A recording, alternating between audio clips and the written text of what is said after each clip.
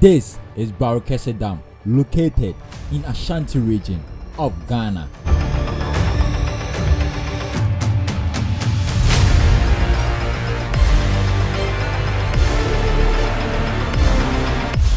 This dam was constructed between 1965 and 1969.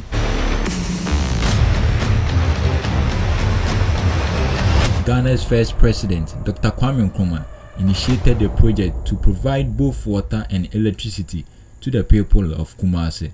But here lies the fact that this dam only supplies water to the people in Kumasi.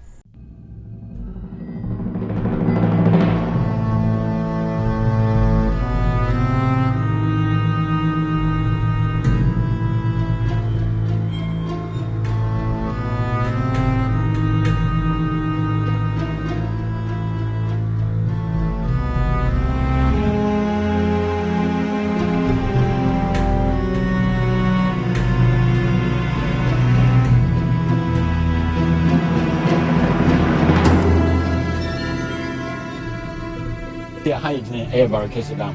So what means the entrance to the dam and who's actual Ghana Water Company Limited. I say Ghana Water Company Limited and some dam we and then many nearby Barekeses Amadimo and many Barekeses and many about the mobile rev.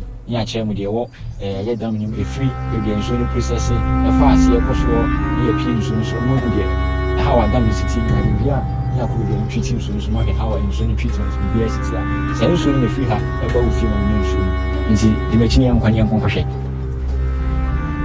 In 2024, the Rotary Club of Kumasi planted over 2,000 trees to protect the Barekese Dam and collaborated with the Ghana Water Company Limited to set up a community crops to safeguard the forest.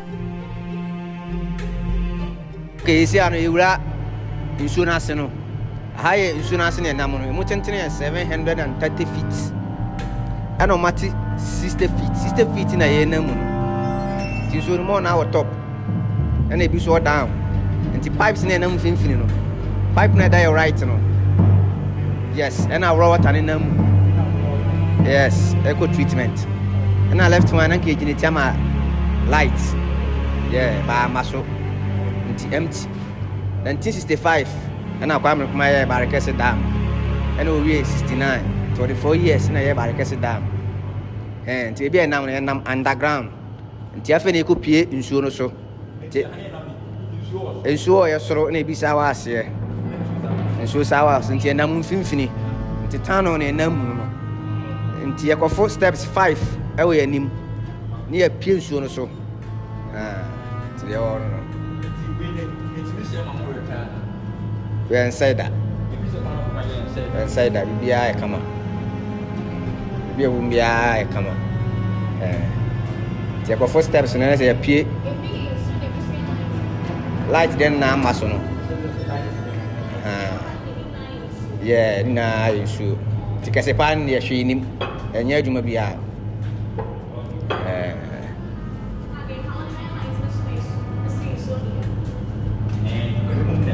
We are inside a tunnel and now moving straight to climb the steps and move to the upper part of the dam to witness the river. So join us and let's move together.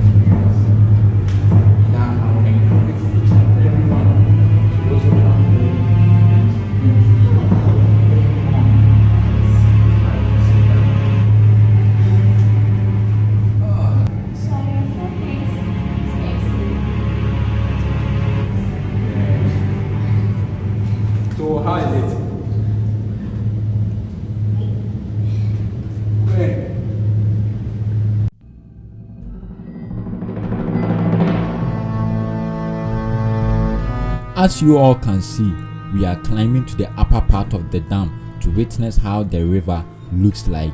Initially, I thought this is going to be an easy journey, but looking from the way we are going, this thing feels very scary.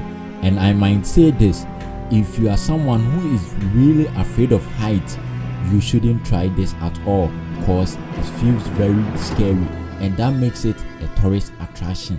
You need to get different experience to make you enjoy whatever you are doing here. So at long last, Nyababi Pie Barekese Dam on the top of the dam, and finally we got to the upper part of the dam, and it took us about 5 different steps to climb before getting to this part of the dam. So this one is a nice experience.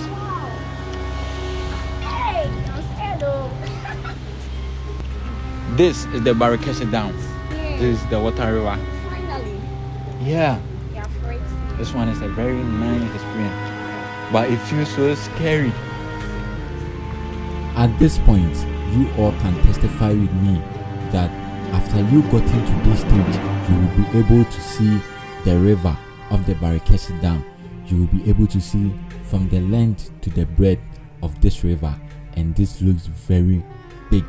Actually, this river is being connected with 5 different rivers, and there is someone who is going to guide us and give us a little bit history about this dam and how this whole thing came about.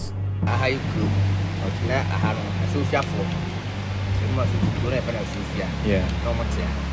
No two of them shoe and so say. Okay, soon about river of fame and it was street. Okay. I have so many. I have so many. Yes. Okay. So how do I don't have a shemwa? Okay. I see so many no I I hold rubber 5. You show 5 in our car. Not the shemwa. Okay. It's a damn way. You're too say manhole. A coffin. Yes. The name is 730 feet. Hey, Okay. Yes. The dam we niano, so be a colleague, Okona insurance for ban. But we didn't say, you cross way and I would straight to 730 feet. About sink or down. Down, straight. Okay. How many years in a year dam we? 1965. 1965. Okay. Check, yeah. Hey, that's Or the 4 years, yeah, Barekese Dam. Yeah, More me Barekese. down from a dam company. I'm here British for. Okay. Never down. In so is aside dam na mo dey no mo fanso any other thing there. That. Omo yin na mo. We fish. Fish are my 4 pound now, so. Okay. Okay, omo tun fish. We fish, fish they go. Okay. now baby it's na yo. It's now I said 10. When you see a blue and 10. Wow. Okay. So you know you're far concern. Said Danny, that when you pay for buy. Okay. Yeah. It's not far. Just when you see a house. It's From a name. okay. You see me who say quite for beyond that baby just say fat. Last test now for buying Oh, course. your plan 5 wire fast. I'm buying first stage. Buying for steps. Oh, okay, that's good. And you say obi bana so usure so about steps na. More than refer different way and aba. So boy, I will feel so very soon. okay. It's different way than a banner I want to share. When it be awesome to be also. Okay. In dam way, has there been a sequence where we have taught dam way that? That be that. You see that. Yes, we have. Okay. So when she be in see what dam way that. Also be the Kanumba. Yeah, oh. Shaman. Okay. Oh, okay. Yeah, it is way try see. Oh, okay. So it puts me calling chat about. You soon casa the free river. You soon river offering. If you are Asante Mampong. Mampong Bonim. Then ever. Okay. Tibiguya. Timon by a man. Now a fat we nasi. It's the the abros and so you come could do quite offering. Okay. Straight. It's a honor myself. I had it. Okay. So I think I was seeing you move for it on. Yeah, and shall run.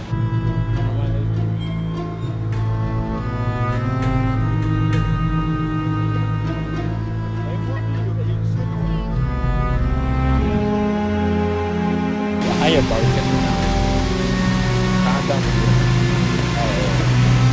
system from my take down that means there is no circumstance to say we get number down na be that so over high men should na my young person who kakra and then ma high very time but say I can check back to the no safe now I say we are very safe and for how we take all the protocols are and a very nice experience. So we are bit my banana experience. In case I want to be being swan, they are very open.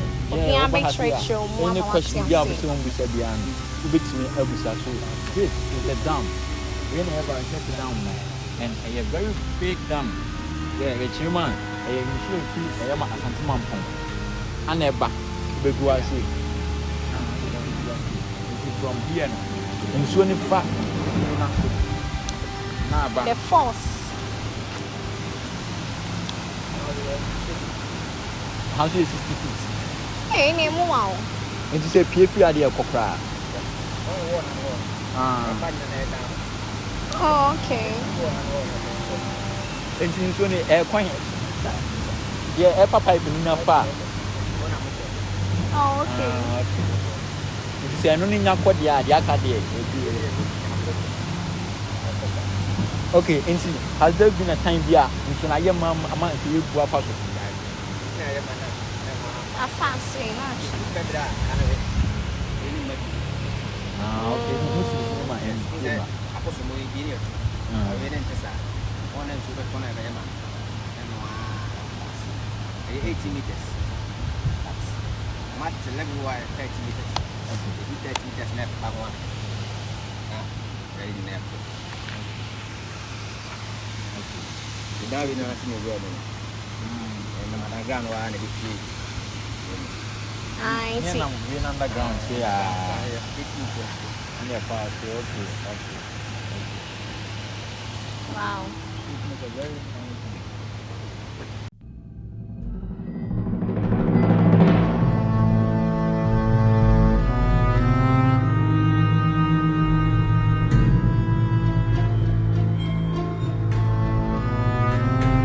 Right now, we are done with this level.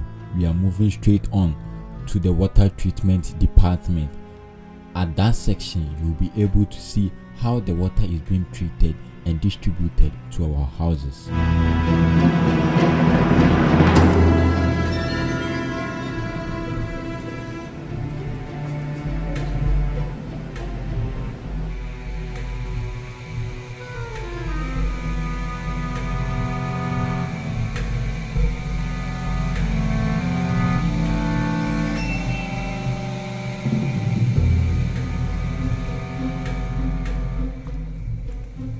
So ewo ase hono nti no pump ne na mase hono befa sa tubes black way ni mu na afa sa dade ni na ebu nsuo no okay ha nti no chemical na edi igum no ye ka no coagulation ewo ha se na eba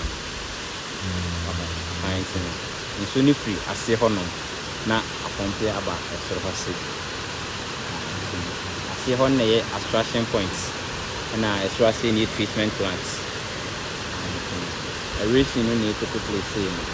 Now, a rate is you more who do be but Barekese saying you use double cascade aerator and you use double cascade aerator and if a war animal saying if any to say a do a hop pepe so the air was saying that pepe penna a walk niche. A rate is the survey a dear was saying Bako. A rate be 1%, a survey at the way back. If you have an if you are saying now, from us saying, the chemical boom was saying now, not a far from my back, searching by white here, walk in 15 saying, Timber white no, and no, a friend dividing timber. Dividing timber, and so you may and say, it divided and soon move forward. A massa clarify, Sana, you who are saying, the round win, a friend clarify. Dividing timber. It divided in so you move for a max at the round here, clarify here you who are saying. It's one art and who said your honor there, on one again, see no one honor me. It's your dear.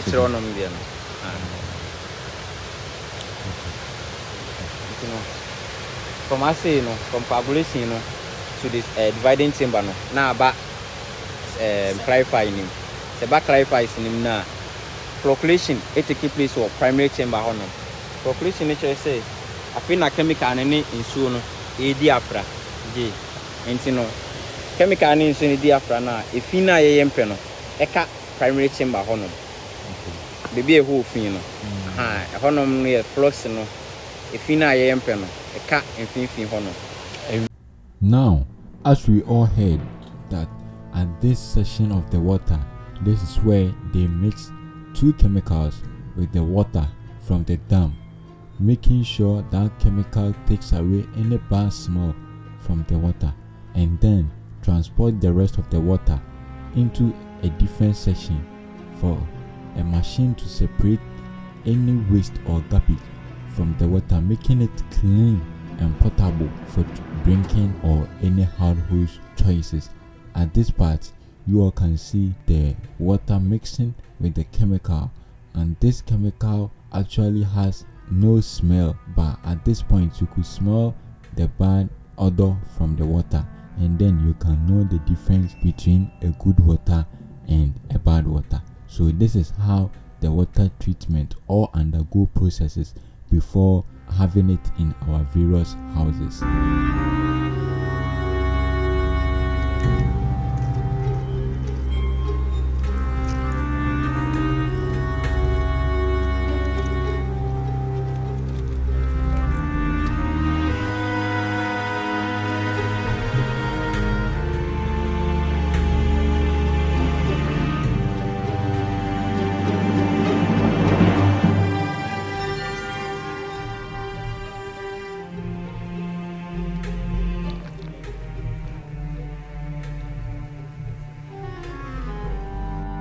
After mixing the chemical with the water and separating the dirty one from the clean water, this is the soakaway, where the dirty water passes and leaves the dam, leaving the clean water, which will be used for human purposes.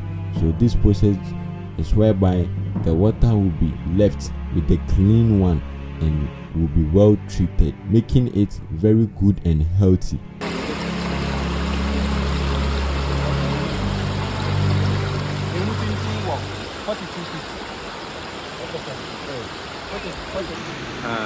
If you need to go on, and to me, I said, so 5 minutes. And I say, you will media, a good filter, and that is fine sand, and yeah, a good filter baby. And you know, it's only filter fat and yenny. Now, some poor, I see it. And if you need to me, I said, so 5 minutes. If I say, dear, intimate food, the cat media. Na ase ehuru be ni na ade bi de le ben eno ode no ye won say emienua wo asenti no aya enfama ne fa na etiti bi na ya bu nti sai we ni de intimate fa filter ni ko be kono se ya abi ode basoro te se de we no aya ma basoro na ni aya ba kosi ni te se ye be blue media ni ayi di na se media ni ma. The patient is the patient. I filter base my take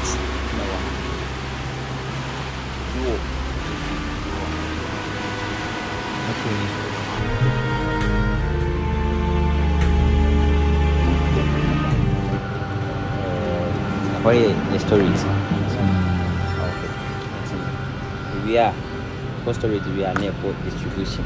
Your pump, our dine way, my pump is really free. For a Sophia chance. Okay, the booster station of now a boosting is one for Swami original lab. My friends will be around the text. Soon, and I'm from there. Forms are your pipelines are other forms are a call a chance. Yeah, how many go?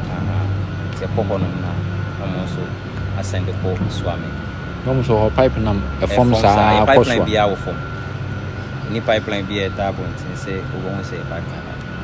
You see, be a more year pine and I say, if you not if you're my pipe from maybe one pipeline.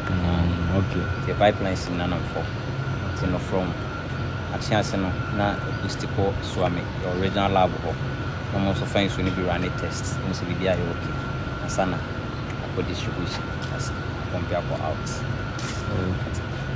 processes and nti handam nso no supply ko hen okay konko be na nya nso free for Barekese the supply half of Kumasi in Kanisa. Asante region there were 5 plants in Waha. There were Buo Wabi, Buo Mampong, Buo Konongo, Buo Odaso. Na Barekese. Odaso Obuasi. One is here. Barekese is the 3rd largest plant over Ghana. Oh, okay. First one, Pong, and then Wakra, Asana Wija, Abba, and also Wakra, Asana Barekese. Oh, okay. And also, for Asante region, A5. Like other plants in the other regions in the Asante region, the A5. listed. Mampong. That's Konongo. Like according like from one. Barekese na yes. Barekese sana ba Konongo. Na ko Mampong. Na ba Owabi. Sana Odaso. Odaso. Oh, okay. So I'm maybe I'm going to Fibiana. And I'm saying it doesn't. But on hine no na omo wo hine buasia. Sometimes I am omo ho. To say bia obi ko tonsu ni ma. On say so your main source see river of fin. Any main source in Tino. Oh yeah, bu on my fisherman for no. Bu on say one month na bi odi abaso. Hint mistake lu tom na say went me ya ma bia me say. Intinko fishermen e bia tuma mo o man tuma. Yeah ba ha de obi anto mu ma. Okay, ba mo beti bi sa. I'm your patience behind it, but what's me back? And that time, time be a year. Barekese year 24/7. Was a running shift. Maybe a production cost. Say production cost when be a power outage. So you do like power in what they are intimate. Now most of the time, go on to me shut it down because be a maintenance. So mo shut it down. Obi anya nsu. Nsu on kukrum. Yeah, because that's what the thing. Okay. Mo ya announcement there 1 week. Okay, so finally, I think I am caught down inside. You call them when you know when you share them before see be con. Your mama ya we see ya kwa share Barekese Dam.